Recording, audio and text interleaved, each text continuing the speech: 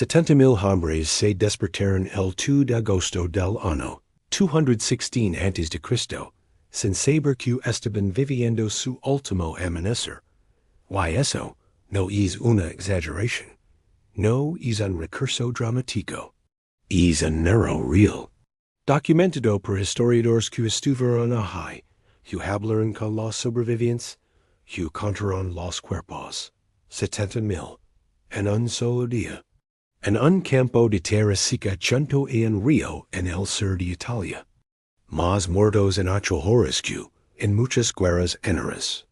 Why lo más aterrador de todo es que esos hombres no eran reclutas improvisados en hay campesinos con palos.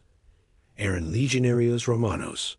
Los soldados más entrenados, más disciplinados y más temidos del mundo antiguo. Why es día el mundo los masacró. Pero antes de ligar a la sangre, antes de ligar al momento en que la nura de Canis se convirtió en el matadero más grande de la antigüedad, hay que entender cómo llegaron ahí.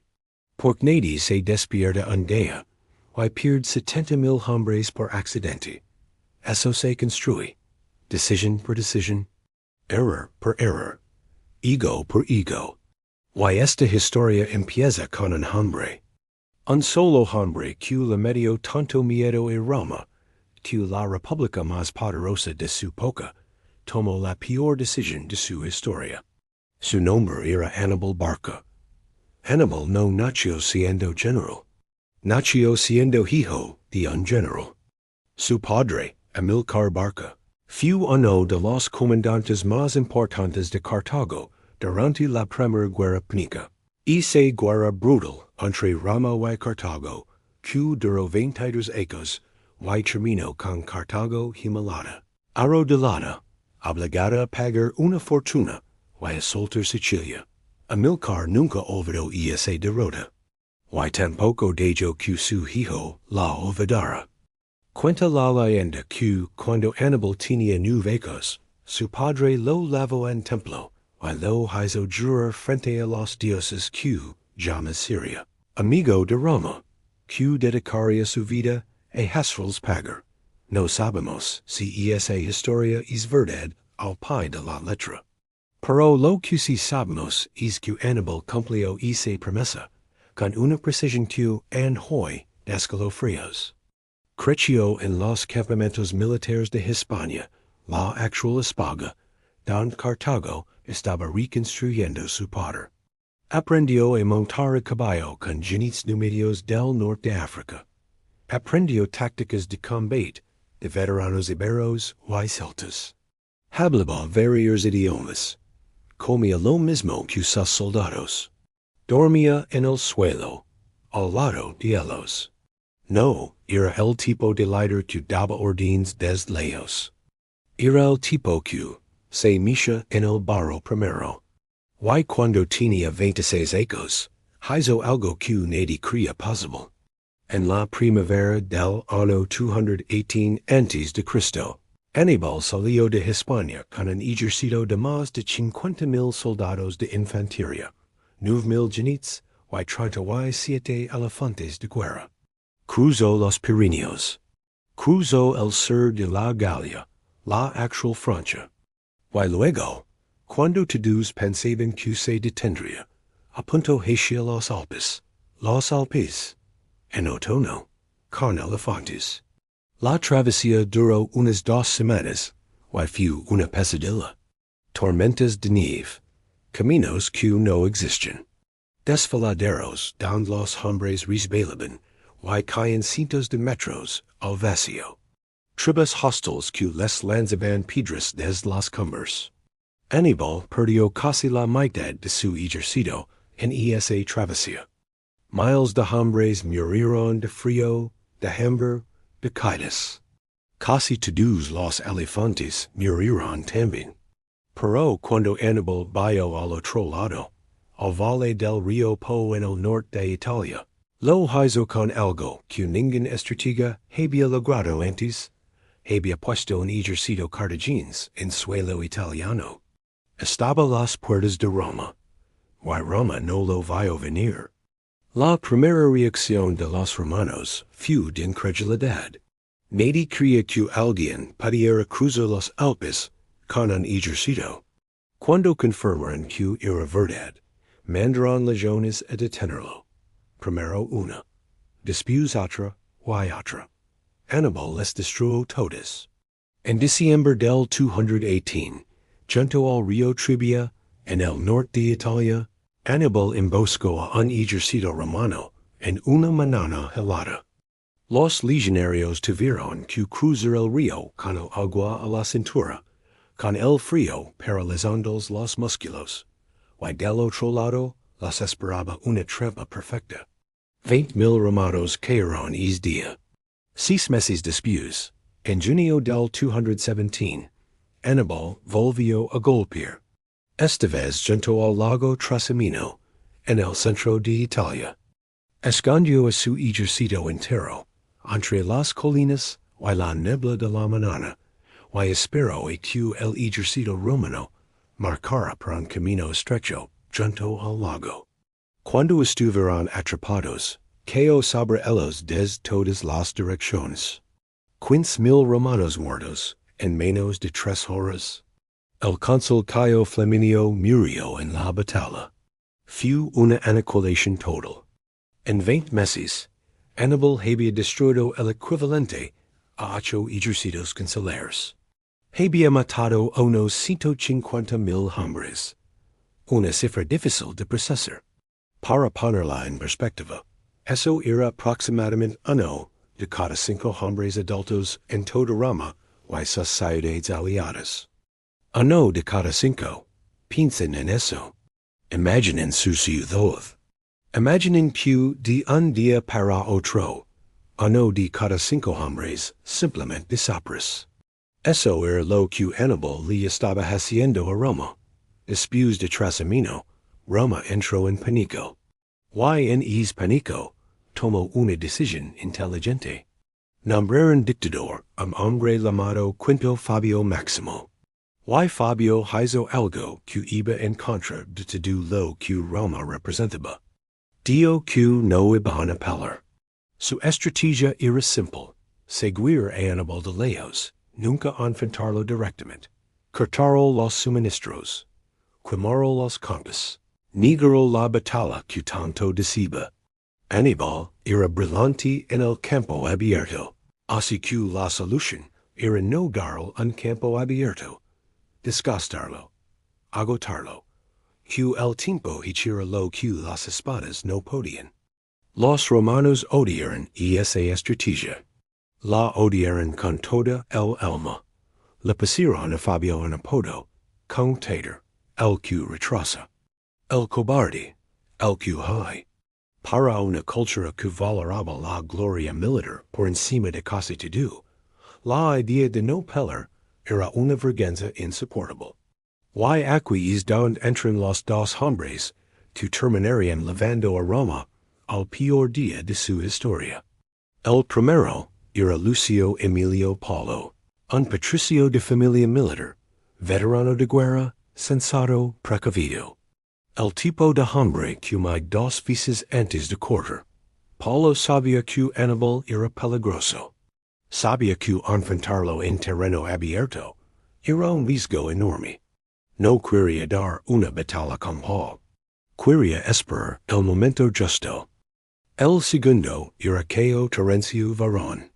Y Varón era todo lo contrario. Era un político del pueblo, un plebeyo que había subido por su carisma y sus promesas. No tenía experiencia militar seria, pero tenía ambición. Y tenía una idea muy clara en la cabeza, que si Roma juntaba suficientes soldados en un solo lugar y los lanzaba contra Hannibal, la cosa se acababa. Punto. Sin trucos, sin estrategia complicada. Solo fuerza bruta. El Senado, cansado de la cautela de Fabio y desesperado por una victoria, les dio a estos 2 hombres el ejército más grande que Roma había reunido jamás. 8 legiones completas más tropas aliadas, 86,000 soldados. Un mar de escudos rojos, y armaduras de bronce, que se extendía hasta donde alcanzaba la vista. La orden era clara. Encontrar a Aníbal, y aplastarlo. Mientras tanto, Aníbal había hecho su siguiente movimiento. En la primavera del 216, abandonó sus cuarteles de invierno, y marcó hacia el sur, hasta un pequeño pueblo llamado Canes, en la región de Apulia, en el sureste de Italia. Canes no era importante por sí mismo. Era importante porque allí había un enorme depósito de grano que alimentaba a toda la región. Al capturarlo, Aníbal hizo dos cosas al mismo tiempo. Alimentó a su propio ejército con comida romana y obligó a Roma a responder. Porque si Roma no reaccionaba, sus aliados del sur verían que la república era incapaz de protegerlos. Y si bien eso, cambiarían de bando. Era una provocación calculada. Aníbal no solo quería pelear, quería que Roma viniera a pelear al lugar que él ya había elegido. Y Roma fue. Los ejércitos de Paula y Varón marcaron hacia el sur a toda velocidad y acamparon a unos 8 kilómetros de la posición cartaginesa, junto al río Ofidio. Era finales de julio. El calor de Apulia era brutal. El tipo de calor que seca la boca y quema la piel expuesta. El río era la única fuente de agua para miles de hombres. Y Aníbal ya lo controlaba. Los dos ejércitos podían verse la distancia. 86,000 romanos de un lado, 50,000 cartagineses del otro. Dos mundos, dos civilizaciones. A punto de chocar. El sistema romano funcionaba así. Los dos cónsules alternaban el mando cada día. Un día mandaba Paulo, el cauteloso. Al otro día mandaba Varón, el impulsivo. Y el destino quiso que el 2 de agosto, el día que Aníbal había estado esperando, el día en que todo estaba alineado a su favor, el viento, el terreno, la posición del sol, fuera el día de Varón. Varón se levantó y esa mañana con una certeza que le llenaba el pecho. Hoy se acababa la guerra. Tenía casi el doble de hombres que Aníbal. Tenía la fuerza de 8 legiones. Tenía a Roma, en era detrás de él, exigiendo una victoria, prometiendo gloria eterna al hombre que derrotara al cartaginés. No podía perder. Era imposible perder. A pocos kilómetros, Aníbal también se levantó temprano. Dicen las fuentes antiguas que recorrió las filas de su ejército antes del amanecer, hablando con sus hombres. Libios de piel oscura, que cargaban armas romanas recogidas de batallas anteriores. Jinetes numídeos que montaban sin silla y sin bridas, guiando a sus caballos solo con las piernas. Guerreros galos de torso desnudo, con turquoise de oro alrededor del cuello y bigotes largos, que gritaban canciones de guerra en lenguas que ningún romano entendía. Honduros bailers que podían partir un cráneo y 100 metros con una piedra del tamago de un huevo. No era un ejército convencional. Era un mosaico humano. Gente de 3 continentes que no tenía nada en común excepto una cosa. Fatiga en el hombre que los lideraba. Y es hombre, y esa mañana del 2 de agosto del año 216 a.C., ya sabía exactamente lo que iba a pasar. Sabía cómo atacarían los romanos. Sabía dónde empujarían. Sabía qué errores cometerían. Y había diseñado una trampa tan perfecta, tan elegante, tan letal, que los generales la seguirían estudiando más de 2,200 ecos después. Aníbal miró la llanura polvorienta que se extendía frente a él. El sol empezaba a subir. El viento soplaba del sur, lanzando arena hacia el lado romano. El río brillaba a lo lejos. Y sonrió. Porque Roma estaba a punto de caminar directamente hacia su tumba. Y la sequera lo sabía. Roma no tenía miedo de nadie. Llevaba siglos sin tener miedo de nadie. Y eso, exactamente eso, fue lo que la llevó al matadero. Hay que entender una cosa sobre Roma en el año 216 a.C. No era un país normal. No era una potencia más. Roma era una máquina de guerra con forma de república. Desde que expulsó a sus reyes en el año 509, llevaba casi 3 siglos peleando. Contra los etruscos, contra los samnitas, contra las ciudades griegas del sur, contra los galos que bajaban del norte. Pelea tras pelea, guerra tras guerra, Roma siempre encontraba la forma de ganar. A veces ganaba rápido, a veces tardaba ecos, pero siempre ganaba. Y eso le había metido en la cabeza una idea peligrosa. Hugh era invencible, y esa idea era el verdadero problema. No animal, no sus elefantes, no su caballería numidiana. El problema era que Roma creía con todo su corazón que ningún ejército extranjero podía derrotarla en su propio suelo. Y cuando alguien cree eso, deja de pensar, deja de calcular, deja de tener cuidado. Y empieza a tomar decisiones con el orgullo en lugar de con la cabeza. Eso fue exactamente lo que pasó. Después de las derrotas del río Trebia y el lago Trasimeno, don Aníbal había despedazado a 2 ejércitos romanos, seguidos matando a más de 35,000 hombres en total. Roma tuvo un breve momento de lucidez.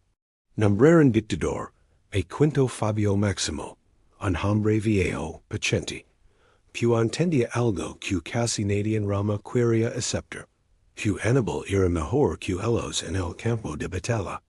Fabio no era tonto. Había visto los resultados. Había contado los muertos. Y había llegado a una conclusión simple pero dolorosa.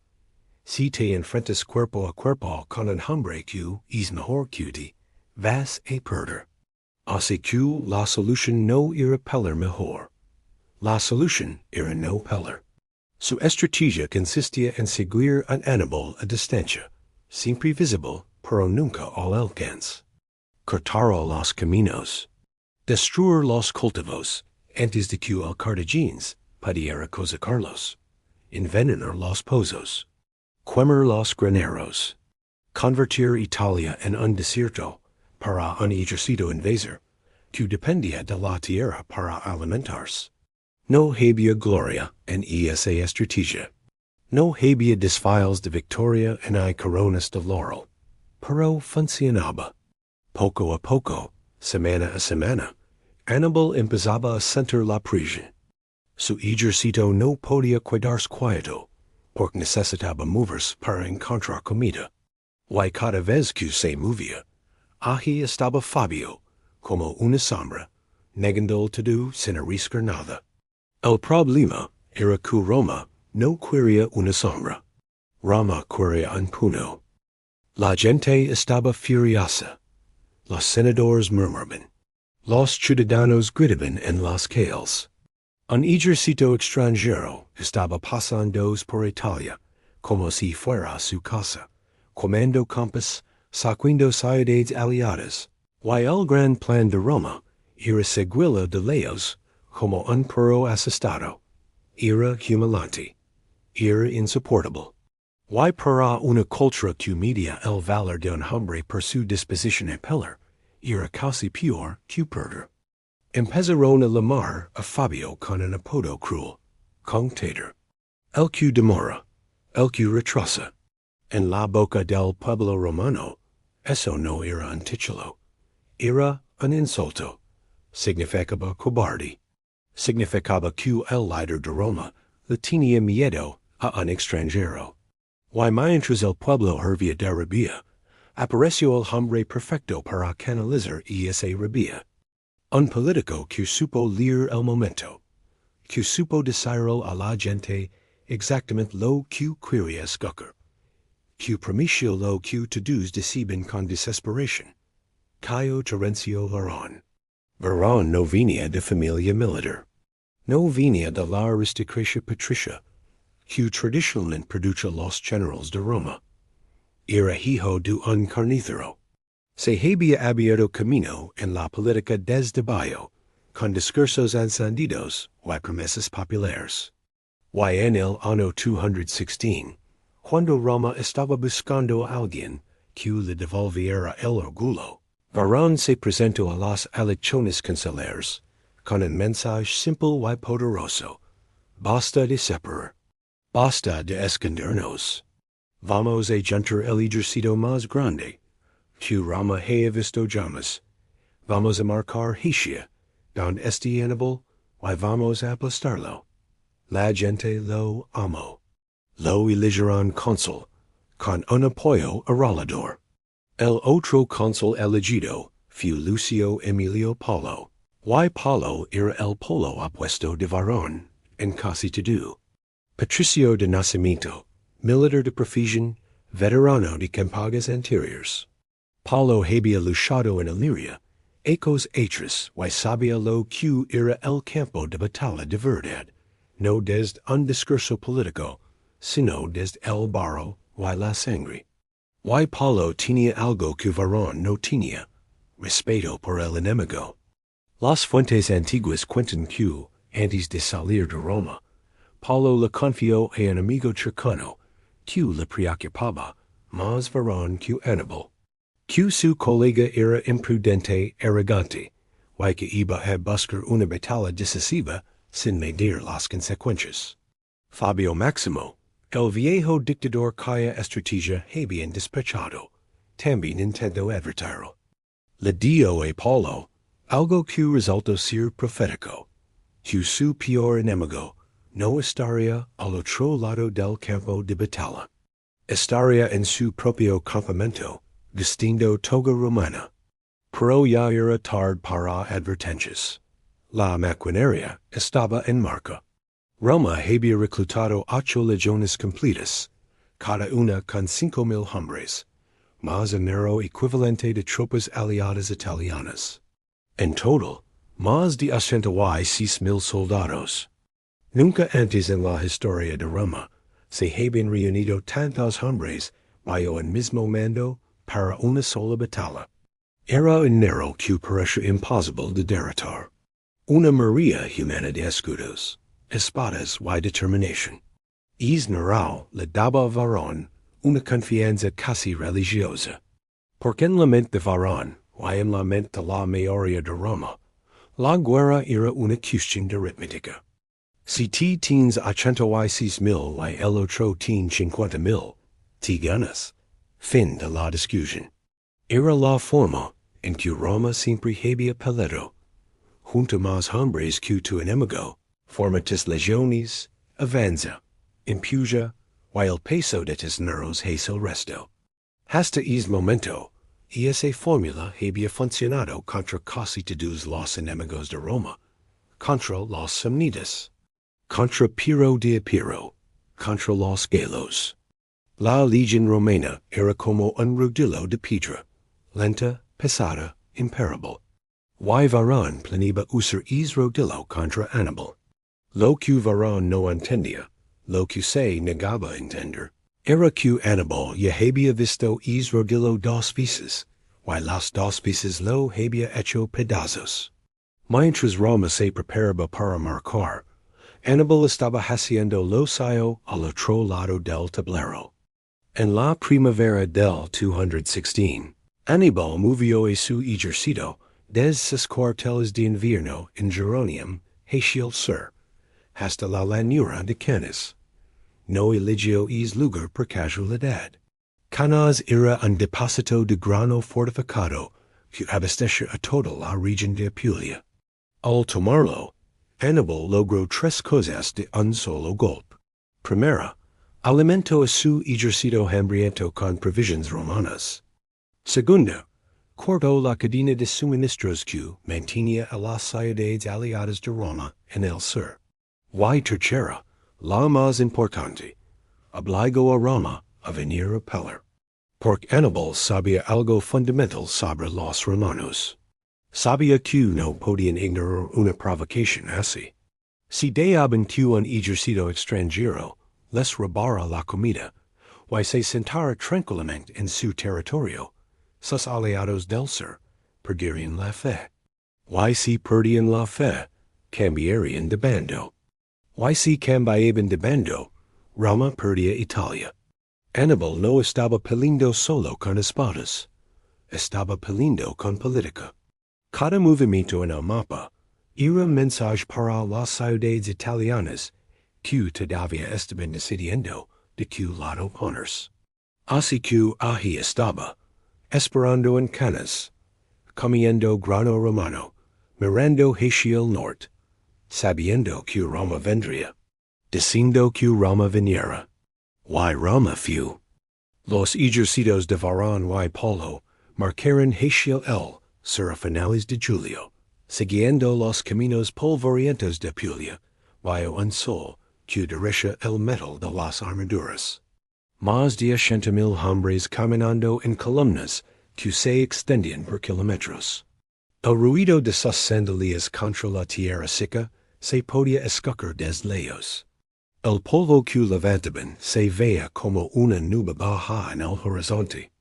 Cuando llegaron a las cercanías de Canas y acamparon unos 8 kilómetros de la posición cartaginesa, junto al río Ofidio, la atención era casi física. Se podía sentir en el aire en la forma en que los soldados hablaban más bajo de lo normal, en la forma en que afilaban sus espadas un poco más despacio, en las miradas que se lanzaban unos a otros sin decir nada. Porque muchos de esos hombres habían escuchado las historias, sabían lo del trivia, sabían lo de Trasimeno, sabían que Aníbal no era un enemigo normal, pero también se miraban entre ellos, veían la enormidad de su propio ejército, y esa masa gigante de metal y musculo, y pensaban que esta vez sería diferente, que con estos nervios no había forma de perder. Y aquí entra un detalle que cambió todo. Un detalle que parece pequeño, pero que decidió el destino de 70,000 hombres. El sistema romano de mando funcionaba así. Cuando había dos cónsules en el campo, el mando supremo alternaba entre ellos cada día. Un día mandaba Paulo, al día siguiente mandaba Varón, y viceversa. Eso significaba que la decisión de atacar o no atacar dependía literalmente de qué día del calendario fuera. Paulo, en sus días de mando, se negó a dar batalla. Quería estudiar el terreno. Quería encontrar una posición favorable. Quería esperar a que las condiciones estuvieran de su lado. Era el instinto del veterano, la paciencia del hombre, que sabe que una batalla mal elegida es peor que ninguna batalla. Varón, en sus días de mando, quería atacar de inmediato. Cada día que pasaba sin pelear le parecía un día perdido, una oportunidad desperdiciada. Sus 86,000 hombres estaban ahí para algo, y es algo era destrozar el Cartaginos. Aníbal observaba todo esto desde su campamento. Sus exploradores le traían información constantemente. Sabía que los dos cónsules estaban divididos. Sabía que uno quería pelear y el otro no. Y sabía, con la certeza del cazador que conoce su presa, que solo era cuestión de esperar el día correcto. El 1 de agosto mandaba Paulo. No hubo batalla. El 2 de agosto mandaba Varón. Y esa mañana, antes de que saliera el sol, Varón ordenó a sus tropas que cruzaran el río Ofidio y se formaran en la llanura del lado sur. La decisión estaba tomada. Hoy se peleaba. Lo que Varón no sabía, lo que no podía saber, era que Aníbal llevaba semanas estudiando esa llanura, conoce cada metro de terreno. Sabia de Q dirección soplaba el viento, esa hora de la mañana. Un viento del sur, llamado libeccio Q. Levantaba polvo, y lo lanzaba contra el norte, justo contra la cara de cualquier ejército Q se formara mirando al suroeste. Sabia Q el río en el flanco derecho limitaría la capacidad de maniobra de los romanos. Sabia Q el calor de agosto en Apulia deshidrataría a los soldados que llevaron armadura pesada mucho antes que a los sayos. Cada detalle, cada variable, cada pequeña ventaja. Aníbal las había calculado todas. Y ahora Varón estaba levando a 106,000 hombres exactamente al lugar donde Aníbal quería que estuvieran. En el momento exacto que Aníbal quería que estuvieran, formados exactamente de la manera que Aníbal esperaba que se formaran. El terreno estaba listo. Las piezas estaban en su lugar. Dos cónsules que no se ponían de acuerdo. Un ejército gigante que confiaba ciegamente en sus narrows. Un general que había convertido la arrogancia de su enemigo en su arma más letal. Y al otro lado del campo 50,000 hombres de 3 continentes distintos que hablaban lenguas diferentes, que rezaban a dioses diferentes que venían de mundos que no tenían nada que ver entre sí. Estaban a punto de ejecutar la maniobra militar más perfecta que el mundo. Antiguo vería llamas. El sol subía.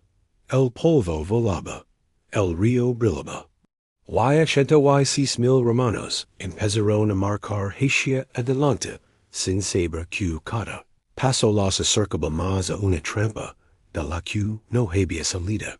Durante los primeros 20 minutos de la batalla de Canas, los romanos creyeron que estaban ganando. Y esa fue la parte más cruel de toda la trampa. La mañana del 2 de agosto, del año 216 a.C., amaneció caliente, seca y ventosa. Un viento estacional del sur, que los locales llamaban libeccio, soplaba con fuerza sobre la llanura, levantando nubes de polvo fino y arena, y lanzándolas directamente contra los rostros de los soldados romanos. Les picaba en los ojos, se les mecha en la boca. Les hacía difícil ver con claridad lo que tenían delante. Aníbal había elegido su posición para que eso pasara exactamente así. Hasta el viento trabajaba paralelo. Los romanos se formaron mirando al suroeste, con su flanco derecho pegado al río Ofidio, para proteger aislado. Era una vista imponente. Columna tras columna de legionarios que se extendían como un muro viviente a lo largo de la llanura. Escudos rojos alanidos. Cascos de bronce brillando bajo el sol de la mañana. El sonido metálico de miles de espadas golpeando contra los escudos en el ritual previo al combate. La tierra temblaba bajo sus pies. Varón había decidido concentrar toda su infantería pesada en el centro de la formación, apretándolos más de lo habitual. La idea era convertir esas legiones en un riot humano. Una masa de carne y metal tan densa, tan pesada, tan aplastante, que rompería la línea de Aníbal por el medio, como un puño atravesando una puerta de madera. No era un plan sutil. Para Varón no era un hombre sutil. Del otro lado del campo, Aníbal desplegó a su ejército de una manera que ningún general romano había visto antes. Y aquí es donde hay que prestar atención, porque lo que hizo Aníbal esa mañana con 50,000 hombres fue algo que se sigue enseñando en las academias militares del mundo entero más de 2,200 ecos después.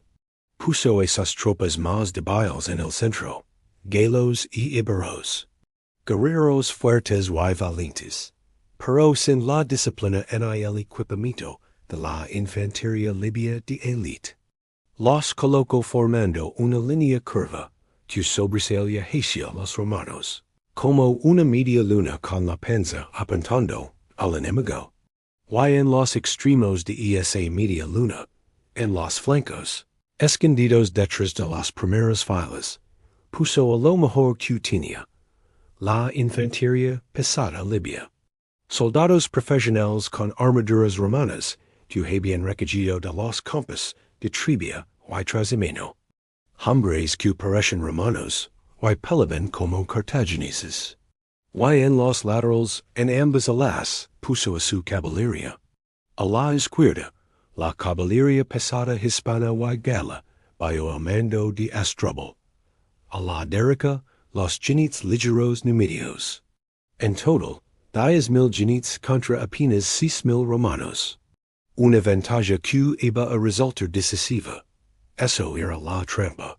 Pero para entenderla, hay que ver cómo se activó.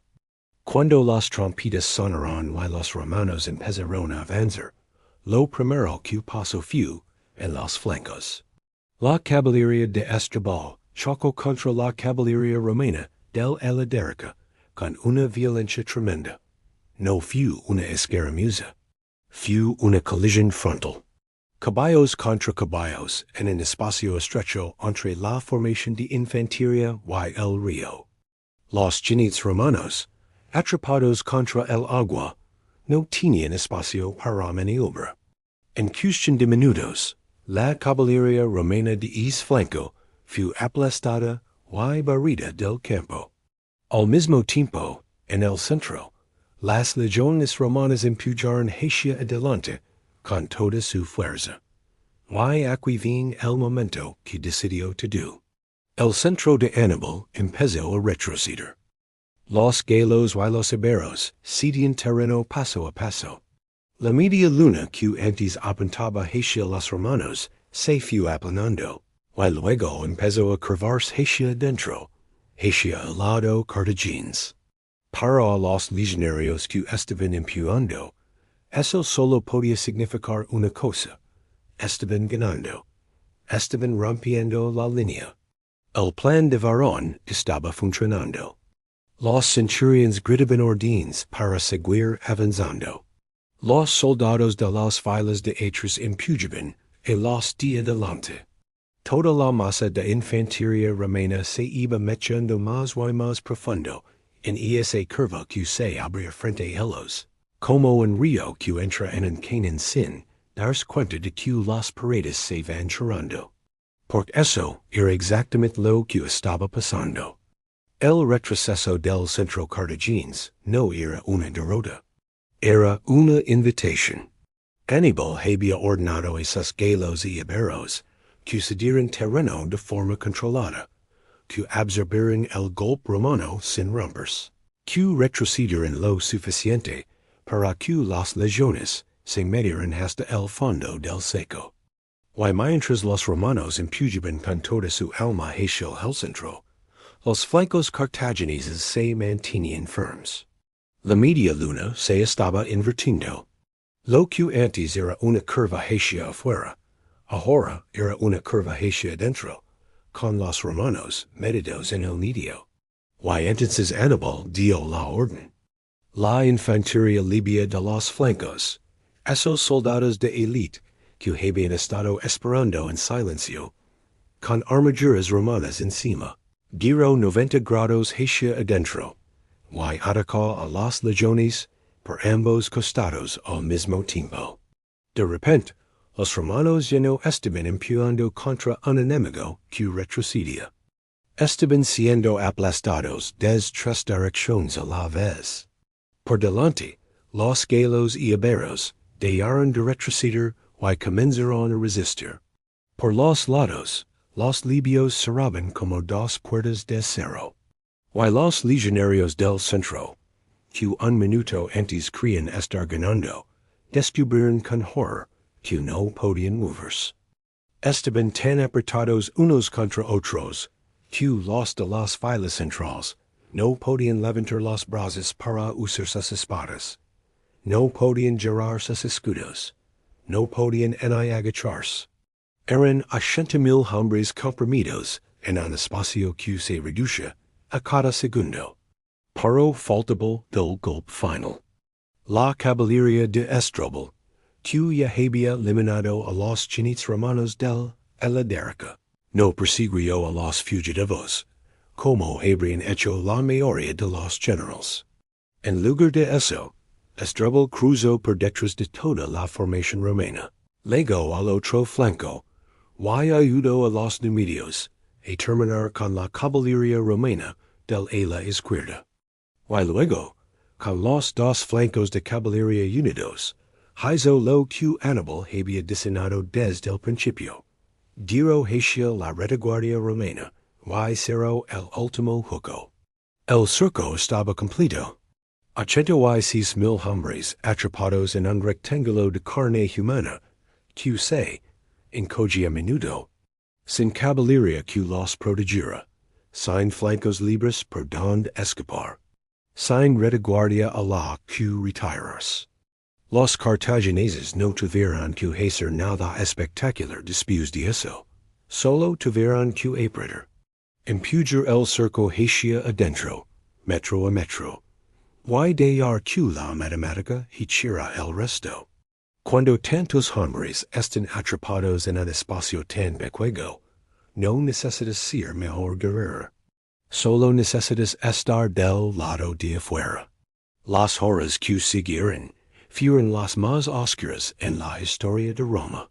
El sol subió al punto más alto del cielo, y empezó a brillar, y la nora de canas se fue cubriendo de una realidad que ninguna palabra puede capturar del todo.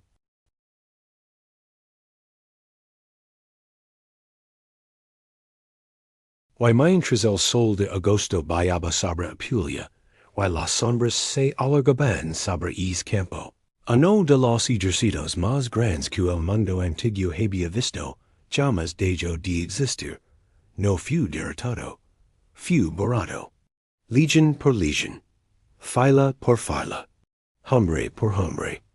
La trampa más perfecta de la historia militar se había cerrado, y dentro de ella, 70,000 hombres descubrieron demasiado tarde que los narrows no ganan batallas. Las mentes sí, cuando el sol cayó sobre canas la tarde del 2 de agosto del año 216 a.C., el ejército más grande que Roma había reunido en toda su historia ya no existía. 70,000 muertos según Polibio, 48,000 según Livio, 10,000 capturados. Solo 14,000 lograron escapar. Las cifras varían según el historiador, pero el resultado no cambia. Fue la peor derrota militar que Roma sufriría en sus 1000 años de historia. Y fue también, probablemente, el día con más muertos en combate de todo el mundo antiguo.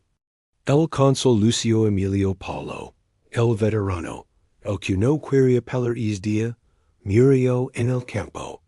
Las fuentes cuentan que lo encontraron cubierto de heridas, sentado sobre una piedra, negándose a huir, cuando un oficial le ofreció su caballo. Paulo sabía que iba a morir, y eligió quedarse con sus hombres. Junto a él, quedaron 29 de los 48 tribunos militares del ejército. Cayó Cinio Servilio Gemino, el cónsul del año anterior. Cayó Marco Minucio Rufo, el antiguo jefe de caballería. Cayeron al menos 80 hombres de rango senatorial o equivalente, 80, en una sola tarde. Roma no solo perdió un ejército, perdió una generación entera de líderes.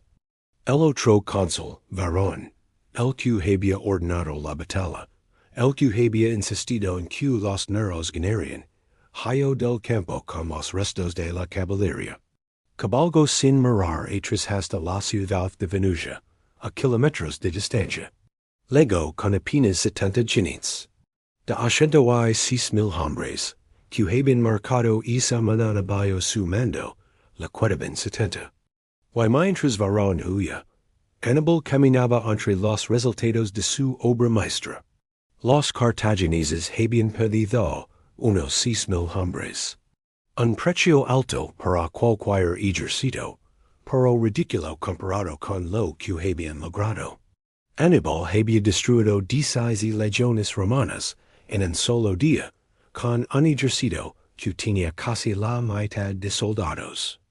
Había ejecutado el doble envolvimiento perfecto. La maniobra que todo general del mundo sacaba con replicar, y que casi ninguno lograría jamás. Few entonces cuando Hannibal, el comandante de su caballería el hombre, que había cerrado el cerco por la retaguardia, y solado el destino de las legiones, se acercó a Hannibal con una propuesta que cambiaría la conversación militar para siempre. Marca sobre Roma, le dio, ahora, no mañana, no la semana que viene, ahora, no tienen ejército, no tienen generals, no tienen nada. En 5 días podemos cenar en el Capitolio. Picture this. A 9-year-old boy in a temple in the great city of Carthage places his hand on a sacrificial altar. He looks up at his father, a legendary general, and swears an oath of eternal hatred for an enemy that has humiliated his people. That boy was Hannibal Barca, and that enemy was Rome. His oath would set in motion one of the most audacious military campaigns in history, culminating in a battle so devastating its name still echoes through the ages. Canny. Our story begins in 218 BC. The Second Punic War has just erupted between the two superpowers of the Mediterranean, the maritime empire of Carthage and the burgeoning Roman Republic. Rome expects the war to be fought at sea or in Spain. They never imagined what Hannibal would do next. Instead of a conventional attack, Hannibal gathers an army of nearly 100,000 men, cavalry, and most famously, 36 war elephants, and decides to do the impossible. He marched them from Spain, across the Pyrenees Mountains, through hostile territory in Gaul, and then over the treacherous, snow-covered Alps in the dead of winter. The crossing is brutal. Thousands of men and animals are lost to the cold, to starvation, and to ambush from mountain tribes. By the time Hannibal descends into the plains of northern Italy, his army is a shadow of its former self, reduced to just over 25,000 exhausted soldiers. The elephants? Only a handful survive. To the Romans, this looked like a desperate, foolhardy gamble. They were confident. They were on home turf. And they were about to learn a terrible lesson about underestimating Hannibal Barca. As soon as he arrives in Italy, Hannibal's military genius ignites. At the Battle of the Trebia, he uses the freezing river and a hidden ambush to crush a Roman army. Then, at Lake Trasimene, he masterfully uses the morning fog to trap and annihilate another consular army, killing the consul himself. In less than 6 months, 2 massive Roman armies were wiped off the map. Panic grips the city of Rome. For the first time, its citizens fear an enemy at their very gates. In this time of crisis, Rome turns to a man named Quintus Fabius Maximus. Appointed dictator, Fabius understands he can't beat Hannibal in a head-to-head battle. Hannibal is simply too good a tactician. So Fabius adopts a new controversial strategy. He shadows Hannibal's army, cutting off his supplies, launching small guerrilla-style raids, but refusing to engage in a major pitched battle. This strategy earns him the nickname Cunctator, the delayer. It was smart, it was effective, but it was also deeply un-Roman. Romans craved glorious, decisive victories, not a war of attrition. The political pressure mounts. Fabius's term as dictator expires, and the Roman people, impatient and hungry for revenge, elect 2 new consuls for the year 216 BC, Gaius Terentius Varro and Lucius Camillus Paulus. These 2 men couldn't be more different. Varro is aggressive, populist, and eager for a fight. Paulus is more cautious, a veteran who respects Hannibal's abilities. Roman law dictated they would command the army on alternating days. This division of command would prove fatal. They assemble the largest army Rome has ever put into the field. 8 legions, totaling around 86,000 soldiers. Their mission is clear: find Hannibal, crush him, and end this war once and for all. They find him near a small supply depot in southeastern Italy called Cani. The terrain is a wide, open plain perfect for cavalry, which happens to be Hannibal's greatest strength. Paulus, commanding on his day, is wary. He sees the danger. But the next day, command passes to Varro. Eager for glory, he orders the army to form up for battle. The Roman plan is simple, brutal, and traditionally Roman. They mass their infantry into an incredibly deep and dense formation. The idea is to use sheer weight and pressure to punch straight through the Carthaginian center and shatter Hannibal's army. They place their weaker Roman cavalry on one flank and their allied cavalry on the other. It's a strategy based on overwhelming force. Hannibal, facing a force almost double his size, does something extraordinary. He knows he can't match the Romans in infantry strength, so he doesn't try. Instead, he arranges his line in a crescent shape, bulging outwards towards the Romans. He places his weakest troops, the Gauls and Spanish infantry, right in the center of this crescent. On his flanks, he places his battle-hardened African veterans, held in reserve. And most importantly, he positions his superior Numidian and Spanish cavalry on the wings, directly opposite the weaker Roman horsemen. The battle begins. The trumpets sound, and the massive Roman legionary block surges forward. As planned, they smash into Hannibal's weak center. The Gauls and Iberians begin to give way, slowly retreating under the immense pressure. From the Roman perspective, it looks like victory is imminent. They are breaking through. They push deeper and deeper, chasing the collapsing center. But this isn't a collapse.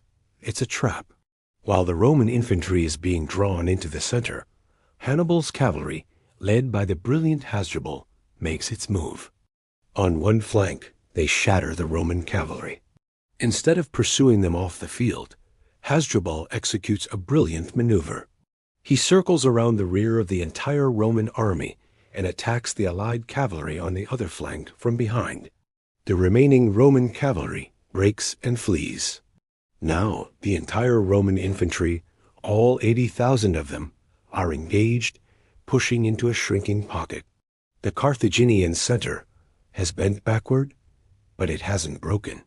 And as the Romans push forward, Hannibal gives the signal. The elite African infantry, held in reserve on the flanks, turn inward and attack the Roman legions from both sides. At the same moment, Hannibal's victorious cavalry returns and slams into the Roman rear. The trap is sprung. The massive Roman army is now completely surrounded. What follows is not a battle. It's a slaughter. Packed so tightly they can barely lift their arms to swing their swords, the Roman soldiers are helpless. The circle closes in, and for the next 8 hours, Hannibal's men systematically butcher the cream of the Roman military. The sources say that by the end of the day, between 50 and 70,000 Roman soldiers lay dead on the field, including the consul Paulus, 80 senators, and hundreds of officers. It was the single bloodiest day in Roman history. Carthage lost only about 6,000 men. In the aftermath, Hannibal's generals urged him to march on Rome itself. The city was defenseless, its spirit broken. "You know how to win a victory, Hannibal," one general famously said, "but you do not know how to use one." For reasons historians still debate, Hannibal hesitated. Perhaps his army was too exhausted, or he lacked the siege equipment needed to take the city. Whatever the reason, he did not march, and this is where the story shifts. It's no longer just about Hannibal's genius, but about Rome's incredible resilience. Any other nation would have surrendered.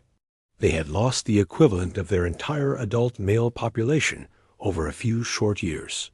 But Rome did not surrender. They refused to even negotiate. They mourned. They recruited new legions from old men and young boys. They even freed slaves to serve in the army. They returned to the Fabian strategy, refusing to fight Hannibal in Italy, but taking the war to his territories in Spain and Africa. Slowly, painstakingly, over the next decade, Rome clawed its way back. A new Roman general, Scipio, studied Hannibal's tactics and used them against the Carthaginians in Spain. Eventually, he led an army to Africa, forcing Carthage to recall Hannibal to defend his homeland. The final showdown came at the Battle of Zama, where Scipio, now known as Scipio Africanus, finally defeated Hannibal, using his own encircling tactics against him. The Battle of Cannae stands as the high-water mark of Hannibal's career and a masterpiece of military strategy. It's a perfect example of how a smaller, better-led army can defeat a larger force through superior tactics and discipline. But it's also a testament to the unshakable will of the Roman Republic. Rome lost the battle, catastrophically, but by refusing to break, they ultimately won the war. Hannibal's oath of hatred drove him to the heights of military glory, but in the end, it was Rome's stubborn refusal to ever admit defeat that defined the ancient world. Thanks for watching. If you found this journey into ancient history fascinating, make sure to like this video and subscribe for more stories of epic battles and legendary leaders. Let us know in the comments what piece of history you'd like us to explore next. See you then. Porqueras habito miles. Batallas habito cientos de miles. Masacres terribles habito en cada siglo de la historia humana. Pero canis es diferente. Canis sig viva. Sig siendo relevante. Sig apareciendo en los libros de texto, en los ensayos de generals, en las conferencias de estrategia, en las escuelas de negocios. Why no es solo por la sangre? Es por lo que enseña. Why enseña mucho más de lo que parece. La primera lección de canis es sobre la arrogancia. Suena simple. Suena a algo que ya sabemos. Pero hay una diferencia entre saber que la arrogancia es peligrosa y entender cómo te destruye paso a paso sin que te dé cuenta. Roma no perdió en canis porque sus soldados fueron malos, eran excelentes. No perdió porque le faltaron hombres, tenía casi el doble que Hannibal. No perdió por falta de armas, de entrenamiento o de voluntad. Perdió porque estaba tan convencido de su propia superioridad que dejó de pensar. Varón miró a sus 86,000 hombres y vio una victoria automática. No vio un campo de batalla que favorecía al enemigo. No vio un viento que cegaba a sus tropas. No vio un río que limitaba su movilidad. No vio que estaba levando a sus legiones exactamente al lugar donde Hannibal quería que estuvieran. Vio narrows, solo narrows, y los narrows lo mataron. Eso pasa en la vida todo el tiempo. Pasa en los negocios cuando una empresa grande ignora a competidor pequeño por tener más dinero, más empleados, más mercado. Pasa en el deporte cuando un equipo favorito subestima al rival y pierde un partido que debía ganar dormido. Pasa en las relaciones personales cuando alguien da por sentado que la otra persona siempre va a estar ahí. La arrogancia no es un error puntual, es una forma de ceguera. Te quita la capacidad de ver lo que está justo delante de ti, por crees que ya sabes cómo va a terminar la historia. Canas es la prueba de que no importa cuántos recursos tenga si no los usas con inteligencia. Hannibal tenía la mitad de soldados y ganó. Por cada soldado estaba en el lugar correcto, haciendo exactamente lo que debía hacer, en el momento preciso. No desperdició un solo hombre, no dejó nada al azar. Mientras Varón confiaba en la fuerza bruta, Hannibal confiaba en el cerebro. Y el cerebro ganó. La segunda lección es sobre la resiliencia. Y esta es quizás la más importante de todas. Por canis no es solo la historia de cómo Roma perdió. Es la historia de cómo se negó a morir. Piensen en la magnitud de lo que pasó. En un solo día, Roma perdió 1 de cada 5 hombres adultos en edad de combatir. Perdió a la mitad de sus senadores con experiencia militar. Perdió a 2 ex-cónsules e 29 tribunos, a docenas de oficiales de alto rango. Perdió el ejército más grande de su historia. Perdió la confianza de sus aliados del sur, varios de los cuales cambiaron de bando inmediatamente. Y tenía un genio militar invicto acampado a 300 kilómetros de sus puertas, sin ningún ejército sirio entre él y la ciudad. Cualquier otra civilización se habría rendido. No es una exageración, es un hecho histórico. Los griegos habrían negociado, los persas habrían buscado una tregua. La mayoría de las ciudades-estado del Mediterráneo habrían enviado embajadas con ofertas de paz antes de que se enfriaran los cuerpos. Eso era lo normal. Eso era lo sensato. Eso era lo que Hannibal esperaba. Para Roma no era normal. El historiador romano Tito Livio escribió una frase que resume todo. No hay otra nación que no hubiera sucumbido bajo el peso de semejante calamidad. Y tenía razón. Lo que Roma hizo después de canas no tiene paralelo en la historia antigua. Reclutó esclavos, armó prisioneros, fundió las estatuas de sus templos para hacer escudos y espadas. Puso a adolescentes en las filas. En 30 días tenía un ejército nuevo. No era bonito, no era glorioso, pero estaba de pie. Y luego hizo algo todavía más extraordinario. Aprendió. Roma no volvió a cometer el mismo error. Nunca más mandó un ejército gigante a enfrentarse a Hannibal en campo abierto. Adoptó la estrategia que antes había despechado. Desgaste, paciencia, pequeñas victorias, cortar suministros, recuperar aliados uno por uno, fue lento, fue doloroso, fue humillante para una cultura que valoraba la gloria por encima de todo. Pero funcionó. Y 14 años después, fue Roma la que estaba a las puertas de Cartago. Eso es resiliencia de verdad. No es levantarse después de caer y hacer lo mismo otra vez. Es levantarse, mirar honestamente por tu caíste, cambiar lo que tengas que cambiar y volver más fuerte. Roma después de canas no era la misma Roma que antes de canas. Era mejor, más humilde, más inteligente, más peligrosa. La tercera lección es sobre las oportunidades perdidas. Y esta lección le pertenece a Hannibal. Hannibal ganó la batalla perfecta, literalmente perfecta. Generals de todas las épocas lo han reconocido. Napoleón estudió canas. El conde Alfred von Schlieffen, el arquitecto de la estrategia alemana en la Primera Guerra Mundial, diseñó todo su plan de invasión de Francia, intentando replicar lo que Hannibal hizo en canas. Dwight Eisenhower, el comandante supremo de los aliados en la Segunda Guerra Mundial, escribió que todo comandante terrestre busca la batalla de aniquilación, y que, en la medida de lo posible, intenta replicar el ejemplo clásico de canas. Pero Hannibal ganó la batalla y perdió la guerra. Y eso encierra una verdad que va más allá de lo militar.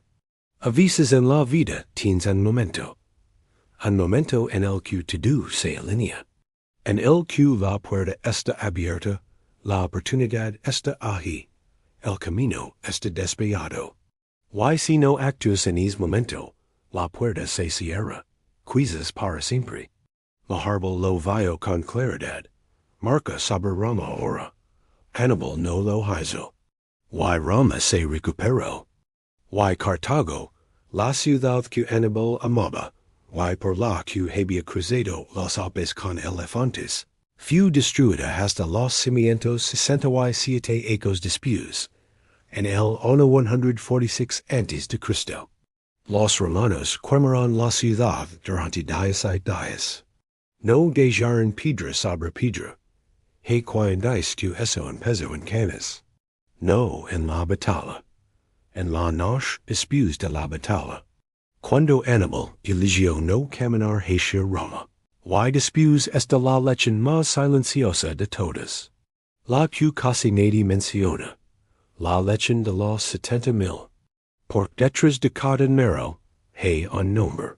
Detrás de cada cifra de muertos, hay un hombre que esa mañana se despertó, se puso la armadura, agarró su escudo, y camino hacia un campo del que no iba a volver. Tenían familias, tenían padres que los esperaban, esposas que miraban al sur cada tarde, preguntando si hoy sería el día en que volverían.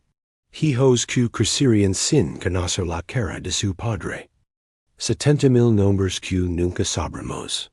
70,000 historias que se apagaron en 8 horas bajo el sol de Apulia.